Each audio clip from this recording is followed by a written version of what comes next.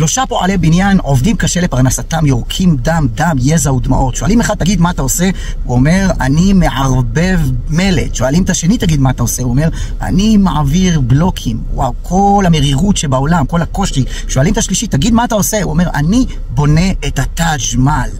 כל היכולת שלנו לחיות את החיים בנויה על היכולת לספר סיפור. איזה סיפור חיים אנחנו מספרים לעצמנו? האם סיפור מלא בהשגחה פרטית, אמונה, תוכן, מגמה, או סיפור מלא סוף הדרך, מלא ייאוש, מלא סוף העולם וחוסר תקווה? הכל תלוי ביכולת שלנו לצרף אירוע לאירוע ולספר סיפור מלא חיים. ככה מגייסים משקיעים. שאתם מקימים חברה, סטארט-אפ, אתם לא מביאים למשקיעים שלכם נתונים, אתם מספרים סיפור של חזון. למה הקמתם את החברה? וזה מתחיל תמיד באיזה סיפור מעניין שמרתק. האם אתם יודעים לספר סיפור? אתם יודעים שהעולם הוא דמיון והוא גם מציאות באותה מידה. זה תלוי ביכולת שלכם לספר סיפור. מה אתם עושים על הקורסה ורואים איזו סדרה שאין בינה לבין המציאות שום קשר? פשוט אתם מספרים סיפור לעצמכם. וגם את סיפור החיים שלכם אתם יודעים לספר. האם אתם יודעים לספר? ככה אתם עוקפים את קליפת המוח, כי המוח לא יודע להבדיל בין דמיון לבין מציאות. לכן אם אתם עצובים, מיואשים, פשוט תספרו את הסיפור חיים שלכם ממקום אחר, ואתם תראו שהמוח יאמין לסיפור הזה.